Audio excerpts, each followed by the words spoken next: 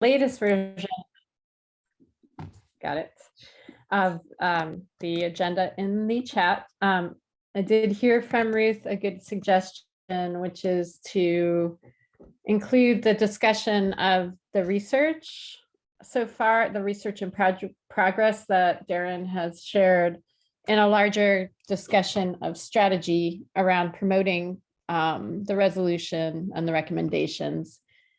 And I guess I will just say from the outset that, you know, one of the reasons, okay, thanks, Carlene, that I didn't have it on the agenda to start with was because I think we're sort of walking a fine line right now. We don't want to get ahead of OSCE.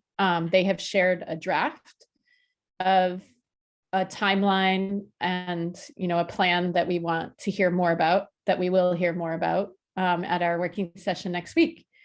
And so I think there are things we can do and should be doing to promote this and make sure that relevant stakeholders know about it, at least, and its significance. But we also will obviously be very informed by what we hear and discuss next week. So that was sort of the rationale behind it.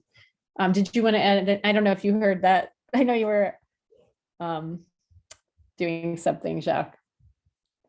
No, I think you, because we went over it earlier, and I think you captured everything that we talked about earlier in our pre-meeting. So thank you, Madam Chair. Sure, thank you. So overall, I think, you know, we have 4 items. As I mentioned in the email, I'm hoping that the first one in discussing the addendum, which is separate from the amendment. No, I get them mixed up. So they start with A, but it's separate. And so it should be a quick hit. We can also come back to it if folks haven't had a chance to review it. But it is something we want to be able to, I think, if there are things we wanted to add to it or suggest changes to, when Darren or any other staff members, when does that need to be done by? I think next week. What I would say by Friday, we should have everything ready to go for the. Okay, and we're session. Monday. By this Friday, and you're sending it out next week? Is that what you're doing, Darren? Is that I what would send it out. I would think we would send it out Friday, the final version. you're going to send out Friday? Okay. Okay. So I don't know if folks have had a chance to review, but I'm going to share something with you, which is a folder where everything is together. So we can find everything that we need, and you can also use this. So I am going to share a link, copy.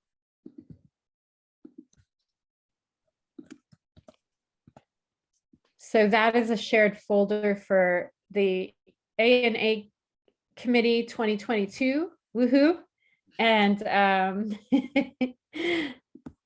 so you will see that one of the folders in this shared folder is, actually that is outside of, so that should just be the, what is it? The 2022 SR22, no, I don't know where it is. Sorry, I'm bragging about it, but obviously needs a little work. It would be under OSCE engagement, because Right, even though okay. it's not part of this. So it's in the OSCE engagement folder. Mhm. And it's the draft SBOE public comment. Can I just get a sense, have folks had a chance to look at it yet? Yeah, I Yeah. did. I mean, quickly. Do you have any thoughts, Ruth, on it one way or another, or do you think I it's have ready to go? I have a question which may come with a comment, which is, you know, I know they presented on it and the letter alludes to it, but I don't really understand exactly what is going to be the basis for deciding that someone comes under this new review. Right? I mean, that's part of what's happening here. We're agreeing to the basis on which new schools are going to get reviewed. and possibly classified. When you say that, can you give me a little bit more of what you're No. asking for? I don't think so. Wait, are we talking about the same thing? Here, I'm About the sharing. I'm sorry, about the amendment? Right? This is not the amendment, it's the addendum. I mean, the addendum? Yeah, so here, so just so we're all on that, second link is just to that document. Okay. And the purpose of the addendum is to say how schools are going to be identified for support, Right, yes, This yes, time. yes, sorry, yes. right? And so my question is, can someone just sort of rattle off and say it's going to be based on the following? I mean, it's not on growth, it's not on proficiency. What's it, or I'm sorry, it's not on growth. What are they going to be based, what is it going to be based on? And to chime in, I think that's one of our recommendations, and I'm scanning this while we're talking, but I see there's a recommendation for, to your point, Ruth, that the state board requests OSSE to provide a bulleted list of all available matrix for elementary and middle school, since OSSE is, it sounds like, going to use all available matrix to make some sort of decision or designation. That's under the system annual meaningful differentiation, I believe. Yeah.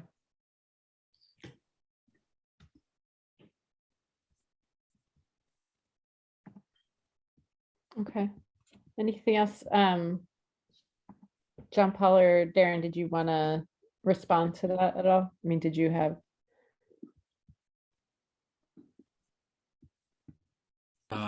I don't have the list to just go through them, but I mean, I think it's my understanding of the addendum is that anything that has been collected that we can use in the current system would then be used for this, right? We can't add or change anything that's in the system for the addendum, but it's just letting USAID know how we're going to do it, since we didn't collect assessment data and since we didn't collect some comparison level data that we would use what is left to try to make this So are we, determination that is required. okay, so we don't have 2 years of test scores, so we're not doing growth. We will, I assume, have park tests. Is there a plan to use the proficiency scores? I think the park, I don't believe so, because this would be for,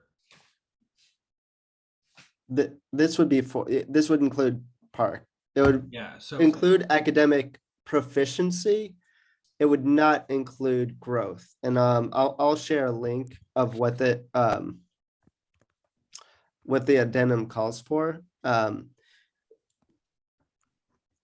I try in this public comment letter, I just captured the discussions from the public meeting of just questions that members asked around that, that may not have been included in that presentation that Donna Johnson shared, or that needed more clarification on. And so this public comment letter just sort of addresses those follow-up questions or anything outstanding from that addendum.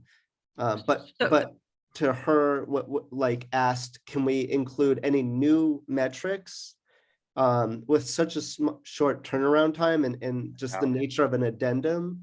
It was things like that where we couldn't really get into it with that. But there were certain areas, for example, just being more clear on how public comment will be used in the addendum process. Those are some of the things that made it into this letter. And it's just sort of open to any other feedback from members of what I might have missed. So question, it says here, the state board recommends going beyond measuring students, and there's a typo here, in the use of positive leading indicators. And to use positive indicators, student classroom engagement, student faculty feelings of safety, student course taking patterns over negative indicators. That suggests that we are going to add, that we do want to add indicators? Well, to clarify for that particular one, schools that were designated as needing, for example, comprehensive support, the 2018 schools would not be, my understanding is well, let me back up. The schools are designated as comprehensive in 2022. In the addendum and from the presentation during the public meeting, they mentioned the exit criteria for those schools would be using leading indicators.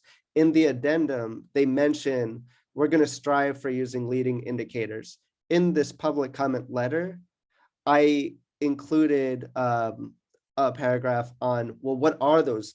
Provide us with a list of what those leading indicators look like. So the indicators for exiting, they can be different than what there were before. What Correct, can't yes. change is what we currently have. Yeah, I mean, exactly. what we're using to identify the new schools. Is that That's how right? I interpreted it. Yes. Okay? The one thing that I think is important to go in there, and I mean, if this is not the place to say it, tell me, but we end up with a set of indicators for identifying schools that are going to go into the meaningful differentiation category. And everything that I think probably every indicator that's used for it is probably one that has a great deal of economic bias to it. So, I think we need to maybe that's the law, maybe there's nothing to do about it, but that's an issue. If we're going to, and again, if they're only getting the support, not kind of the reputational damage, it's not so much an issue. And I guess that's the question. So maybe we could say if it's, I think it is the latter, the support, right? This is not going, because we're not going to have a rating, we're not going to have a star rating. This is explaining how they're determining. okay, so Well, in that's summary, like- the new ones we're going to identify are going to be based on what are admittedly economically biased indicators, but indeed they're going to end up being supports going to schools that need them without the reputational damage. I can totally go with that. And then we're going to ask for leading indicators and other stuff for the meaningful, for the exit criteria. And I just want to make sure my understandings are correct, because it's sometimes these are very complicated and I'm always not sure what we're doing. Yeah. I addressed one of the things you noted, Ruth, when Asi was speaking at the public meeting about in the addendum, they provide the weights and they just say they're using the same weighting, just with 50 points instead of 95 points. But I address, okay, lay out what metrics were available and how they were weighted. So that is also in the letter. But it's not going to lead to a rating. It's just going to lead to a 1-year identification of schools for special support, Yes. correct? Okay. Any other flags, thoughts, additions you think we should make to this? I guess, my question is, should we, this is just kind of a nitpicky thing, but should we clarify what we're expecting in response? Like in the final paragraph, should we clarify that we look forward to hearing from them by a certain date, or, I don't know. Is that something we do ever? Or is it advisable in this case? And I think in this case, they don't need our approval. They're asking for our But input, for other people's input. Yeah, I think I do like the idea of receiving a summary, because what happens is usually they'll put when they submit to Ed, or they'll submit and they'll say that like, oh, we received X pieces of public comment or public comment from these entities. Here are the elements that we decided to put in place. Here are the elements that we thought, weren't applicable, or here's why we didn't include those ideas. So if anything, we can ask for like the summary to like, or, just like whatever you submitted to Ed related to how you process public comment. We would just kind of like to see for our own knowledge. I guess my only, now that I put it out there, but now I'm like, I also was thinking, and I mentioned this earlier in a conversation with my co-chair, is we don't want them to have to take more time on this. We want them to really focus on the work that we're hoping to do with them around the resolution. So if that is something that would require more energy or time on their part, then I would actually not suggest we do it. I take it back. Can I ask a Usually clarifying? it's a part of the addendum process. So usually it's like a, Okay, it's, and so it would be, I'm looking through it now, but usually it's like at the end, or there's a section that from the template that will say like, how did you get community feedback and process it? And then they'll give an explanation of what they received and what they took and what they didn't take. I would imagine that's the same. Could I ask, yeah, in the second to last paragraph, I ask, State Board recommends OSSI to provide transparency on how it plans to incorporate public comments into the addendum. And they don't have to do that with us. Is that right, Dr. Reed? They can just do it by themselves and just Yeah, say. usually what happens, like they send it and they'll say like, this is what we processed. So we can just ask like, what did you, like this is usually a part of the engagement. Like they'll say, this is what we looked at. This is how much engagement we received. This is what we took, this is what we didn't take. And then it usually already just kind of happens in the process. We can just ask for a summary of that. So it's not necessarily extra work on that. Them explaining, being transparent about what they did. Yes, they usually do that point blank. Yeah, so that's not an extra. Gotcha. so we're just, the only extra is asking them to share it with us, a summary or something. Usually they just put it up on like a website or something. Got it. Yeah, but people Okay. don't, they give feedback, or public usually gives feedback, but then that process of going back and looking to see like what parts were included are usually just tagged on the OSSI website. So we can just say like, where did you put it? Or what It is sounds like how they kind of did their other data when they presented stuff to us and said they had community engagement and we didn't know anything about it. It just came and presented it to us and said, yeah, we designed a website based on our community engagement. Okay, what was your community engagement again? Because we didn't see it, that kind of thing. Yeah, it's usually just, and it's tagged on usually like a link on their website that it's there, but it's usually not publicized once you give your feedback. Okay, so we are asking for that one little extra step. That's not adding more work, it's just adding more communication, correct? Yeah, Yeah, okay. a little bit more communication and transparency. That's all we're Let the notes reflect that we are requesting slightly more communication around this when it goes out. Okay, so unless there's more discussion, I suggest we move on to discuss the research plan and strategy. And I can drop a link for the, it's in that folder, but I can make it easier for you and drop a link for the research chart that Darren shared earlier.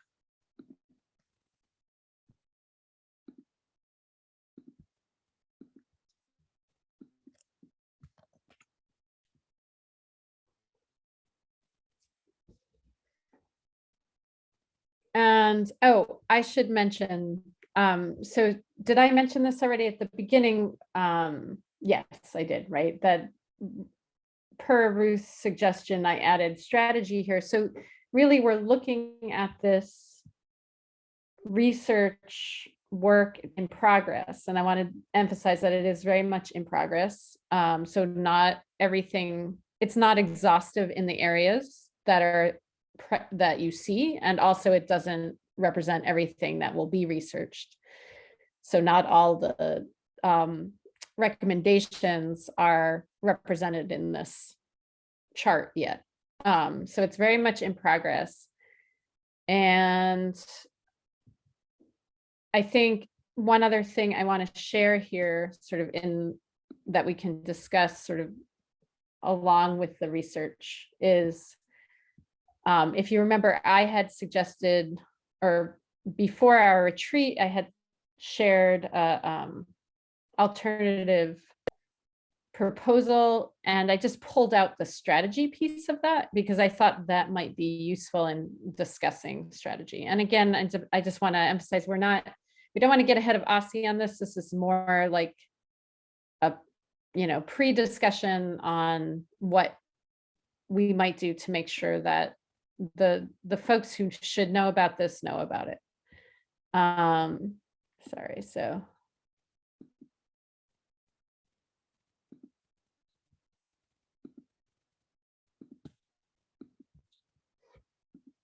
So that's this doc. So I think the research chart is a lot to look at. So maybe we can just take, it's 5:25. Are we meeting till 6 or 6:30? What do folks have? Can we meet till 6:30 if we need it? I have to jump at 6, and that's just on me. I would hope we can do till 6. I hope we can crowd it in at 6 because I'm sure Dr. Reed can appreciate I'm in my final stages of writing. So I need every minute I can get. Yep. Okay. So what I suggest then is that you know that this research doc exists, you know where to find it now. What I suggest is that over the next week before our meeting, you know, we all become familiar with it and we can communicate about it, you know, over email. And I think this is not going to come into play too much, I don't think, at our working session yet. I mean, if there's aspects of it that are relevant, then obviously it would be good to be familiar with it. But what I imagine is that the working session will mainly be, you know, listening and hearing from OSSI what their response is to the recommendations. And then at our next committee meeting, or, you know, leading up to our next committee meeting, that we're thinking about how this information can help to inform that work. What we were kind of thinking for the rest of the committee members, as we talked about it earlier with Darren, this particular document is actually being prepared for whatever their response is. So we know that they're going to have some pushback in their responses. And what Darren has done is went out there and done some research to see how we can respond to the possible responses that they give us. So there's not a whole bunch we can do other than kind of get wrap our heads around what he has researched for us. So one of the things that we brought up right off the bat was like the summative score.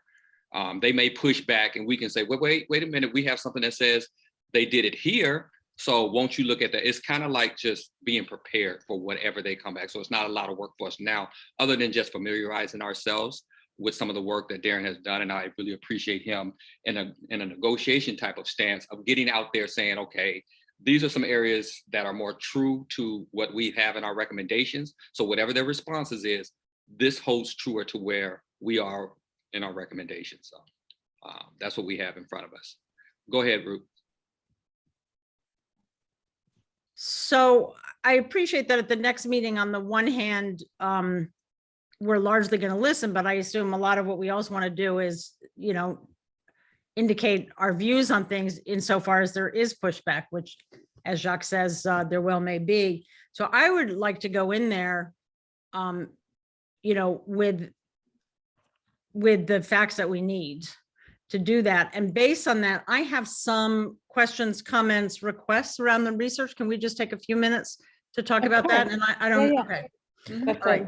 Yeah. So I'm not going in order. I'm going in the order of our recommendations, on the order of this. So on the no single summative rating. So this has 3 examples: New Hampshire, New York, and Virginia. Can we get a full list? You know, just By sort of, them. yeah, I mean, I just think that's something that we've started in different ways. But I don't know that we have still just a full list that says, here are the schools here are the states that don't use a summative rating. And I think it would be very useful just to have a complete list of that. Darren, do you want to speak to that? I think that's doable. That there's something from, I could quickly pull that up and share that out. Yeah, I mean, it's because you see it. Yeah, that would be really good. Just have a complete list of what they are and a link so that we can see what it looks like if possible, except because everybody's on these waivers. I'm not sure what we can actually see, but Yeah. okay. I would just Yeah, I sorry. can share, I'm making a note to have that, this, right. this That week. would be great. That would be great. Thank you, Darren. You're welcome. Good point. I also noticed with Ruth pointing to that example that there's middle and high, 2 high schools and a middle school example. So if we could definitely like insert an elementary school, if possible, Darren. I'm sorry, Carlene, can you repeat that one more time? Yeah, the 3 examples that are that Representative Wattenberg pointed to for the no single summative. You have listed it's an example for 2 examples for high school and then 1 example for a middle school. And I was just wondering if there was any elementary school examples that we could possibly use just to balance it out. Mhm. Absolutely. Thank Yeah, I you. can do that. And the second, sort of just the second part of the same thing is, I mean, the other thing that I think is really important to be able to show, for us to understand and to show, is the examples of the rating the indicators. And again, we've got some examples. We developed our own example in terms of the graphic, but it would be great, again, if we could have a complete list of that. Just what are the states that do that? Either as a subset of not having a summative rating, or some maybe do it with the summative. I'm more interested in the ones that don't Right. have the summative. Mhm. All right, and then the other one that strikes me, just looking at this, which is less important for this very next meeting, but soon important, I think, is on the growth. And it's really a question, Darren, is you've got these 4 examples, I guess, of places that do growth. And my question is, why did you pick and I guess that goes for all of these. Why did you pick the ones that you picked? This was an exhaustive list of states that currently, just focusing on growth. That's an exhaustive list for like looking at ESSA, like their ESSA plans and what they currently use. And then the next step is to just look at what states are thinking about using and then possibly reaching out to them. And I just had a meeting with NASB at 4 o'clock today. And I asked about which states are doing like using growth in such and such ways and differences between equitable student growth and what that might look like. So I'm still getting a better understanding of what states are thinking about using it or what the differences are between states. What you see That's what I was chart- going to ask Ruth, as you do this and you're asking, because I know in negotiations, we're kind of crafting a narrative of how we would like it to be. Is there a particular state or particular areas that you've seen that kind of is more true or more fidelity to ours or anything like that? I don't know You the would like to states, have? but no, I don't know the states, but what you raise is exactly what I wanted to put out Yeah, there, which that's is what I what are thought. we aiming for? So I think what we're Right. aiming for is part of what the auditor said and part of what we talk about in our resolution Uh-huh. is that we don't, again, based on the auditor's report, we don't we don't use the available longitudinal data. Mhm. We're using the percent of the MPGs, which doesn't give us the same sense of what the actual growth was. And it varies, I guess, year to year based on how the sample changes. Mhm. And at least as I understand what they are saying, is what we want to be able to do is really understand how much did students grow in each school period, not compared to some Mhm. group over there, really Right. understand how much they grew, and also be able to talk about that in terms of sort of a value added equation, which Darren does raise there, so that you're looking at the actual growth and you're also thinking about it in terms of how different groups of students typically increase. I mean, what's the right way to say that? That we want to do it based on real increases, and yet also recognize that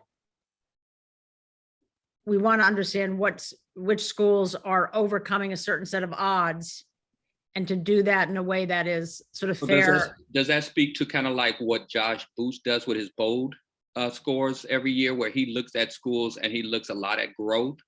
He does look at proficiency, I know, but he looks at growth as well, and what they have and how much they do, you know, with what the resources that they do have. Is it something Well, similar to that? I mean, yes and no. I mean, I think yes, in the sense that he's trying to identify schools that do the most with the least, so to speak. But this is more, I mean, he uses proficiency. We're trying to move away from the proficiency. And he does, But I'm similar pretty to- sure he uses the MPG. So Right. Similar, but with growth as opposed to proficiency, something to that extent is what you're saying. yeah, I mean, I think it really is a value added. What's the best value added? What's the best alternative way of growth to what we have that is sort of more accurate and more fair? And I don't know Darren- enough and about Darren, it. does that make sense to you of what we're asking? Yes, and in fact, so I was leaning towards value add, but Okay. with my meeting, they did Mhm. talk about some drawbacks to using it. I do have to go back and like really wrap my head around some of those, but there's positives and negatives to relying on value add on a high stakes accountability system. And so that is something that this week I was gonna follow up with them about, because they provided states that like examples of states that use value add in their academic growth models, but they also cautioned using that in the accountability system. So I want to do some follow-up on that. Okay. And I can share that out. I mean, the question is, we have said the way we measure it now is not adequate. So what are our better examples? And then I want to say one other thing. This is sort of going, and I don't know, Emily, I don't know when you want to sort of look at this more in detail. The other one that I want to raise is just on the leading indicators, which we mention in the resolution, although we're not specific about it, is that we want to identify leading indicators that are connected to school improvement, but don't correlate to SES. In other words, there's a leading indicator that says a school that has a really good reading rate at 4th grade, those kids are going to be doing well in 7th grade. Well, in general, a school that has kids reading at a really high rate at 4th grade are high SES schools, and they're going to graduate well too. In other words, so you want to find the leading indicators that aren't correlated to SES, which is why the surveys are so important. The school environment is so important. So as we get into those leading indicators, I want to really make that a point. And Darren, did you have your conversation about that today? Or is that coming up with Sahavitz? I'm sorry, could you repeat that last part? Kind of broke up. Regarding leading indicators, strong leading indicators. I mean, I know that wasn't your focus question, what Ruth just raised, so that may be a follow-up. If you have a follow-up conversation or just. I touched on that with them. It was sort of towards the end of our conversation. And again, we're going to do some follow-up emails. I do have a meeting on Friday specifically on leading indicators. But one thing that they pointed out, so for example, teacher information in use on the accountability. We were talking about what indicators could show up in an accountability system. And I said, okay, this state is using teacher absenteeism, which is a negative indicator, and it's a leading indicator. I said, how would a state use teacher information in their accountability framework in a positive way as a leading indicator? And she said, well, there are ones like teacher Retention. engage, like something like engagement. That's another follow-up that I'm going to have with them. There are tricky parts about using this in a high stakes system, but in terms of overall positive leading indicators, that's another conversation I'm going to have on Friday. But it's good to hear like your questions of this chart so far. Yeah. So the teacher information we definitely touched on, and just the tricky nature of adding it to a framework compared to the report card or transparency around that in general. Yeah, no, I think raising that issue of, ensuring that indicators that we use are, obviously, one of the main reasons we're making these recommendations is we want to move away from using indicators that are a lot or that are associated with SES, right? So that is always an underlying question when relevant, in this research. So that's just something we may want to go through. I'm talking committee members now and highlight like the areas where that's a relevant question. Because it's probably not just with the leading indicators. So I think that's a good push, Ruth. Yeah, are there other thoughts or questions about the researching progress so far? As related to our upcoming meeting or otherwise? The only other thing I would say, which I was just gonna do a note, but I won't, is just that going through the list is so there's a set of things that we named in the resolution. Some of which are on here, but some of which aren't. And then there's things that we didn't mention in the resolution that are on here. And I just think to begin with, because it's a big research task, Darren, just to really focus clearly on the things that we proposed. So we're really in the best position with the best examples around those. What was not in the?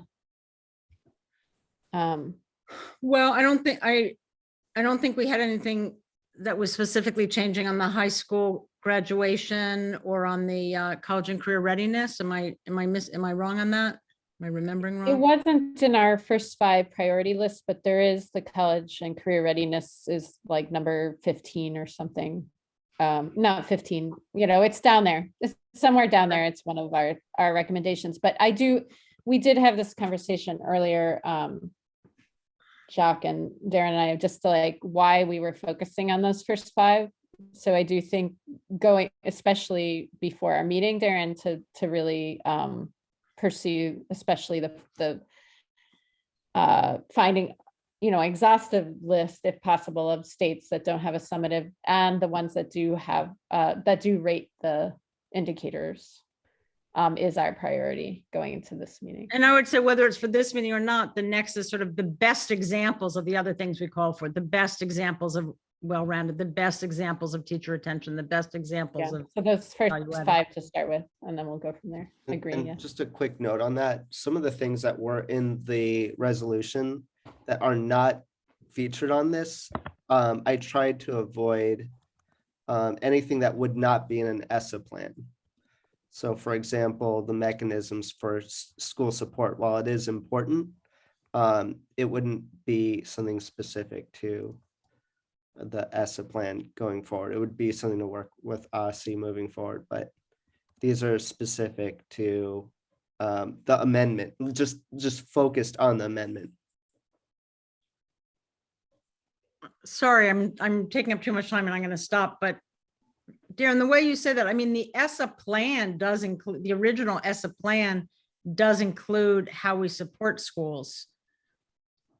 So I guess the mechanism, I guess the amendment side of things, the mechanisms for providing supports to schools, that, as I understood it, would be something like further conversations, but this was specifically for the amendment, the conversations around the amendment for the working session. And then later on discussing like alternative assessments, like all the other pieces. I guess, sorry, the only thing I would want to clarify is that, at least my understanding is part of what, there's a question of whether and how you rate and whether and how you identify the bottom 5%, right? And that's, I think, what my understanding is a lot of what the working session discussion is on. But we also talk in our resolution, and I would think eventually part of the amendment is about the other thing we've always talked about, which is how it might trigger supports. So yeah. I don't want to say that's not part of S, that's not part of any discussion. I agree, it's not part of what we're doing first and for the working meeting, but And I think one of the things we discussed in our meeting before this meeting was just communication around if you're going to shift the priority, that requires a discussion, with the chairs, I think, before that happens. So just highlighting that, I think it's really important. Jessica, President Sutter. Yeah, thanks so much. I just wanted to ask about the ECS list. So I appreciate that Darren put that in the chat, or whoever put that in the chat. That's the list of how the Education Commission for the states lists the rating systems that different states use. And I just want to ask the committee, it doesn't have to be tonight, but as we prepare for this working session, thinking about what examples from here would be, in your mind, aligned with our recommendation. So for instance, there are some states, like California is the only one that ECS lists as dashboard, but there are lots that list federal tier of support. And I know that Darren called one of those out in the chart, because when you hover over anything that is not in the federal tier of support in New Hampshire, when you hover over it, that's what you find out, is sort of what tier of support they fall into.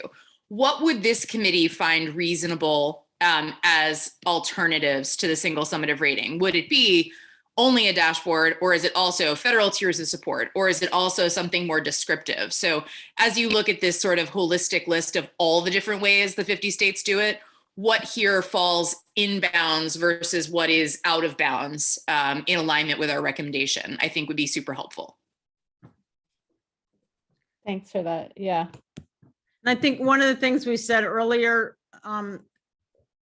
President Sutter, was for Darren to try to do a full exhaustive list of all the states that don't have a summative. So it would include the dashboards, it would include the federal tiers of support and nothing else, and anything. So part of the point is to collect all the possible examples that fall under there, as well as to pick out all the examples of rating the indicators. So for those two fundamental things, we will have before us the the array of options. Yeah, no, I totally agree with that, Representative Wattenberg. And I heard that ask. I guess what I'm saying is I suspect, I don't know for sure, but I suspect that some of the descriptives may still be something like satisfactory, exemplary, not satisfactory.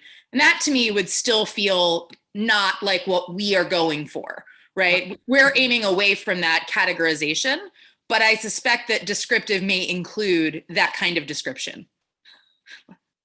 I would just say, having gone through these lists, they're actually a little less perfect than I might like. So my recommendation to Darren would be to look in both those categories, because some of the descriptives I found to be not summative and some of them were clearly summative. Got it. And I suspect under federal tiers, there might be different, they weren't looking at this with our lens. Got it. Thank you. Thank you, President Sutter. I'm looking at time. We have 10 minutes. An hour goes quickly. So I think this has been a productive discussion, and Darren has plenty to work on in the next week.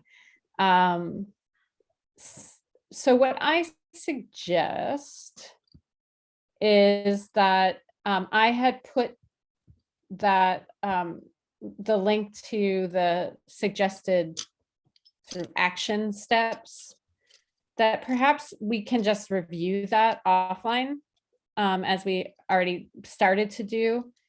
And again, this is just information to bring to our working session. If it's relevant, it can come up.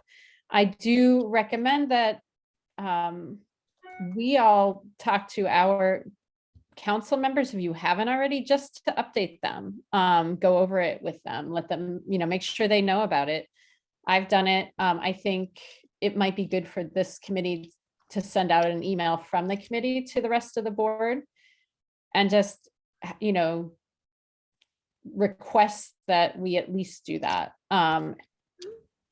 Something that I was thinking maybe we might want to do is also, what do you think about sending a letter from the board or having staff draft a letter to like school leaders that we can all send to our network of principals in our wards that just says, you know, we passed this on the state and here are the main points you should be aware of. And OSSI is going to be, we'll be engaging with OSSI. OSSI will be engaging with the LEAs and just kind of giving them a summary of where we are with that. Yeah, John Paul. So can I get a little bit of more understanding of what our hope is to get from that? I mean, I think it's absolutely right for members to be talking with their schools about this resolution and about what we're doing. I'm just trying to figure out what are we as the agency trying to gather from that interaction at this point. I'm not thinking gathering anything. It's not like engagement as much as information. This part of and same with council members at this stage, because as I mentioned at the beginning of the meeting, we definitely do not want to get ahead of OSSI on this. We haven't heard from them yet. I mean, beyond the initial draft that they sent us of the timeline. And so, but at the same time, you know, it seems like this is a fast timeline, right? And I think one of the what we can at least do is make sure folks are informed, the relevant stakeholders. So it's really a way of making sure that these folks who are super busy and have a million things coming across their desk get something specifically about this that's not embedded in a newsletter or, you know what I mean? Yeah, I think, sorry. Go ahead, President Sutter. Were you going to say something, John Paul? Did you want to finish? I'll defer to President Sutter. Okay. Thanks, John Paul and Representative Gassoy. My question is this: I think it would be helpful if we draft some language that members could use to share this, because I think to the point of keeping folks informed, I think is a great idea. I have a slight apprehension about getting the language right, because I don't want OSSI to feel like we are lobbying before they get a chance to speak with us. So I want to strike the right balance that says we are getting language right to share exactly what our resolution says, to make sure that we are clear with the public on what we've done and where we are in the work and what the next steps are, including the timeline. But I don't want, for instance, a council member to question OSSI at the performance oversight hearing saying, what have you done yet? Before they've had a chance to do that with us, or immediately after the working session when they just tell us, because our performance oversight hearings are like that same week. So I just want to, if we're going to ask members to send the letter, I think we should propose, I think the committee should propose language. Yeah. So that was basically what I was saying is, or suggesting and want to get feedback on is, should it be one letter actually? You know, like maybe it's a letter that staff drafts and we all have it and we send it, you know, or as you're suggesting, I think President Sutter, it's language that we use in an email that's from each of us. So either way, I think we're saying the same thing. I think that's right. And maybe even after the working session, when we have all the information from OSSI, so that we can customize the language, right? If we hear from OSSI, like they love everything we gave them and they're moving ahead on it, that'll be great to announce. If we hear that they like, 4 of our top 5 ideas, then we also have further language to customize and say, here's a thing OSSI has not yet agreed to, and here's what we hope to do in response. That part, yep. Yeah. So Representative Reed, is this related to this, or do you want to comment on this particular topic? No, I think that listening to that last part kind of helps a bit. I'm just wondering, I think I do like the idea about what OSSI may agree to, what OSSI might not agree to, and customizing a letter. But I'm also wondering, like, can we just share the resolution? to stakeholders. Like, I know I did a lot of engagement on the front end, for full transparency on the front end, like, letting schools know, like, here's the survey, here's what we're about to do, we're about to take the vote. But like, on my end, I don't think I shared on the back end of like, here's the resolution that we passed, without getting into like adding additional language. Now, I do agree, like, a good executive summary is always great for busy people, but I don't want us to like get hung up on like, oh, we summarized this part, but we didn't summarize that part, or we didn't include this, we didn't include that. Like, can we just share the resolution? Have we did that as a board? But I do agree with some pieces of like understanding what OSSI is going to kind of agree to before moving forward in some of the advocacy. But I also like think we might have missed some initial step of just informing folks that we passed a resolution. Yeah, exactly. How about Jacques and then Ruth, just because we haven't heard from Jacques as much. Go ahead, Jacques. And he was I before agree me. with very Right. quickly with Dr. Reed, in the sense of, we want to keep this collaborative. So far, it's been pretty collaborative. They've signaled that they've been collaborative until we get their response back. And I would like to give them every option to do that, to make sure that we don't seem like we're trying to shame them into something before we know exactly what their response is. So I'm more so with what Dr. Reed is saying, in the sense of, we want to be transparent and tell people and update them and what we've done thus far and what's out there, because that is public knowledge and stuff like that, our recommendations thus far, our resolution, and then keep them abreast. I'm more in tune of taking those type of stages, so that OSSI knows that, yes, they know about this resolution. We've sent it out to people on a bigger platform to make sure that they understand it. And now it's your time to respond to what's done, because they are very aware of what's out there. Thanks, Ruth. So I think we all agree, let me say it this way and see, that we should very quickly, actually, before the Wednesday meeting, send out the resolution with just a, we passed a resolution, here's what it says, here's why, 2 paragraphs, pretty straightforward. It captures the resolution, send them the resolution, just so people know we did it. And then we'll be engaging with OSSI about how to execute this, or something like that. And that we send that out. I mean, I'm concerned that we did this in January, it's now February. People should know. So, and I'd say, send it out to principals from the board, to LSATs. I think there's now an LSAT list that DCPS put out. So it just gets out to people. It's sort of, we all know you need multiple hits to get people to understand something's happening. So this is one hit, we do it now. So I think that's in keeping with everything. The second thing I do want to just raise, because I realize our working session is actually the same day as the performance oversight hearing.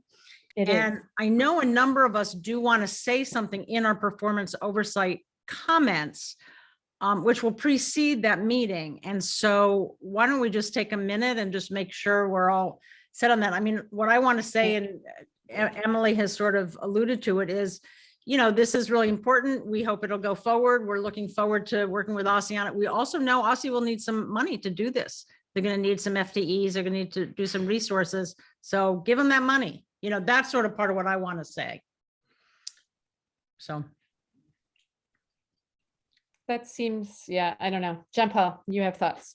Go ahead. Yeah, I was just going to say, I think that's a brilliant idea, Representative Wattenberg. And Yeah, it's not, I stole it from Emily, so I want to be, I think it is brilliant. But I'm gonna come up with- I think calling, noting specifically the information and how it would affect the schools in your individual wards or across the city, in the case of Representative Patterson, is absolutely what we should be doing in our in public comment on performance oversight.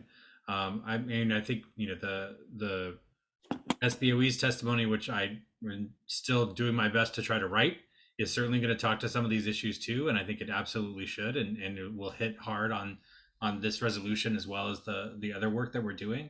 But I think that's exactly right. I mean, I think it's, and I think this is the performance oversight specifically, is the time where you as individual members can really highlight how this proposal for a new system is going to affect the schools in your ward and across the city, right? Like this is exactly the time that we need to start making these.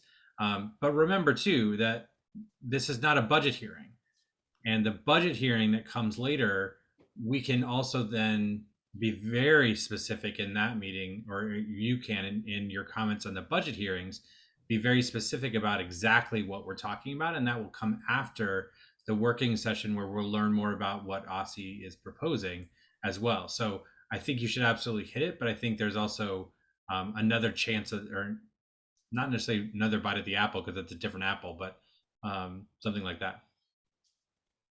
Yep. Thank you. And the budget hearing is at the end of March, yeah? I believe, Yes, yeah. ma'am. Okay. Ruth, is that another hand or old hand? Old hand. Okay, it is 6 p.m. We did not talk about possible funding needs. And I just want to say, I mean, so we can come back to that and think about it offline.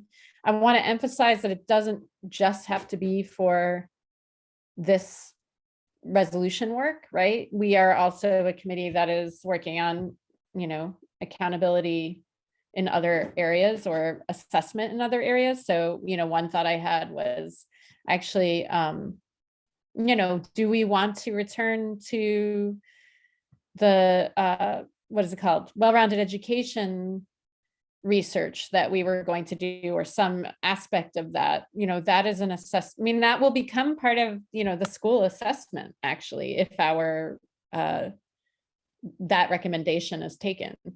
So it's just something to think more broadly about, is all I'm saying. So we can do that offline. Representative Reed? Yeah, I was thinking we might do two things at once. You might need to identify what's going to go in our work plan as a committee, and then what elements need to be funded in those elements. And that might help kind of focus the conversation about money. Say that again. So we have to also build our work plan for topics as a committee. And I was Yes. wondering if that list of what topics are going to do. We also did not get to our work plan. Yes, good point, good point. Emailing will be happening. So the work plan is not due till the end of the month, and I was thinking that we should, that is another area where we, okay, thank you, Carlene. But it will be helpful to hear from OSSI, and then work on the work plan from there. So that will definitely be a focus at our next meeting. Yeah. All right. Thank you all. Good. Nice, good meeting, first meeting. Good meeting. Good job, everybody. Thank you. All right. Thanks, Owen. Darren, if you're still there, thank you very much for all that work. Yes, thank Of you. course, thank Darren. you. Getting that started. Okay. My pleasure. Bye. Bye. Bye.